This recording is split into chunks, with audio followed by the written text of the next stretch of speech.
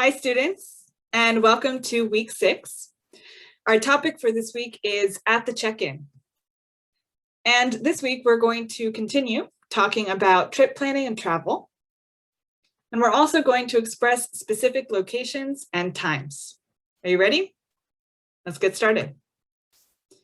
So we're going to start by planning our vacation. And as we look at our examples, pay attention to the highlighted words and ask yourself, what kind of information are we giving here? In December, I'm going to visit my husband's family in New Zealand. The last time we went there was in 2010. We're going to visit at Christmas. The best time to visit is in the winter because it's summer over there. Plus, my husband would love to be with his family on Christmas Day. We're leaving on Saturday the 22nd. Our flight leaves at 6:45 a.m. I know, it's brutal. I didn't want to leave so early in the morning, but the tickets were much cheaper than the flights leaving in the afternoon or at night. We'll be staying for about a week and returning on the 30th, just in time for New Year's Eve. Okay. So we saw examples like in December, in the winter, at Christmas, at 6:45 a.m., on Saturday, and on the 30th. What kind of information are we giving here? That's right. We can use these words in, at, and on to give information about time. When we use them in this way, we call them prepositions of time. Okay, so they give information about time, but when do we use each one? What kind of time are we talking about? It's time to put your knowledge to the test. So pause your video and try to match each example on the left with the correct time category on the right. Okay, did you do it? Let's take a look. So in December, we're talking about months.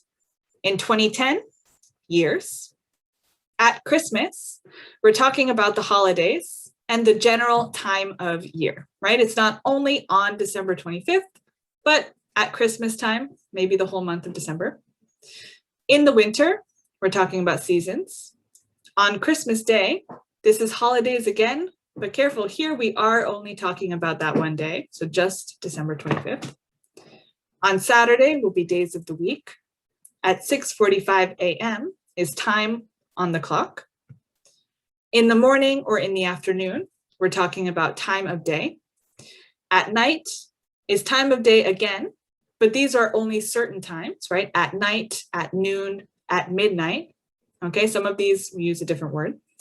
And on the 30th would be a calendar date, right? Okay. So we saw all of those examples. What's the rule? When do we use in versus at versus on?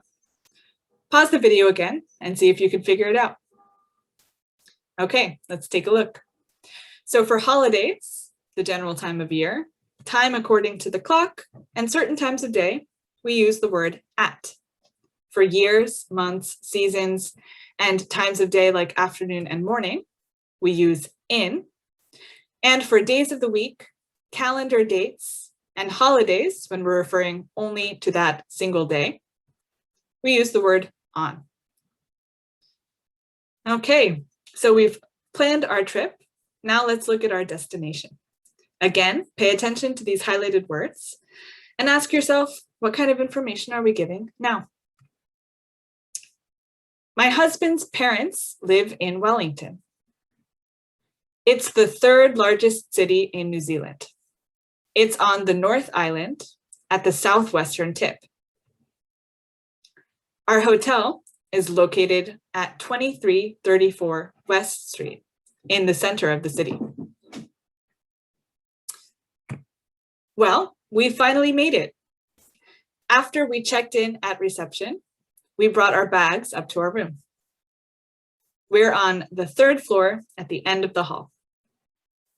I put away our clothes in the closet. My husband is at the store buying some groceries. What are our plans for the afternoon? Well, my husband's parents are at church right now, but later we're going to meet them for lunch. There are some lovely restaurants on West Street. We'll meet them at one of those. I hope they've got seafood on the menu. Since we're on an island, I imagine it must be good.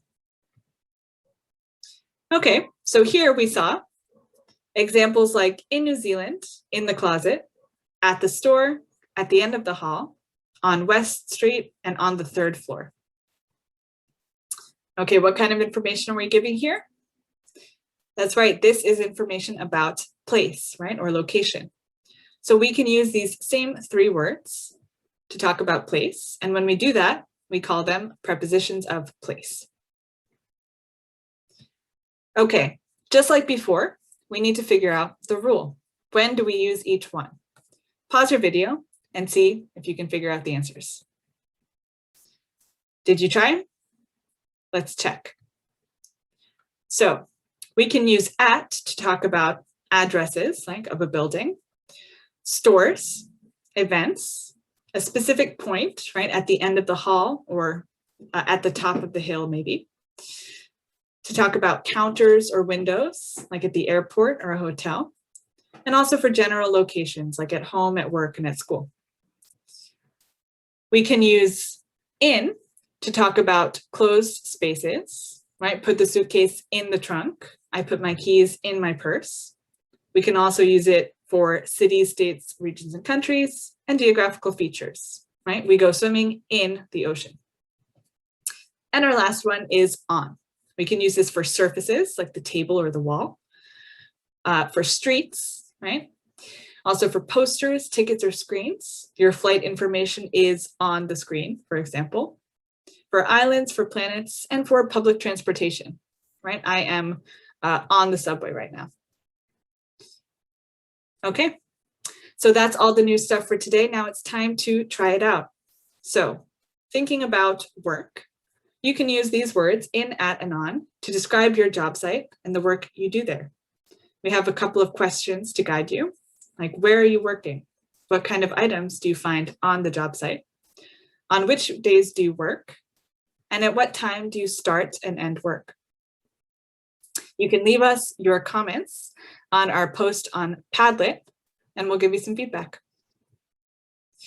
Okay, so for more practice before our next class, you can first leave us that Padlet post.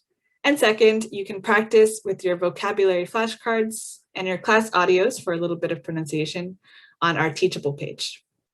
All right, that's all for this video. Thanks for watching, and we look forward to seeing you in class.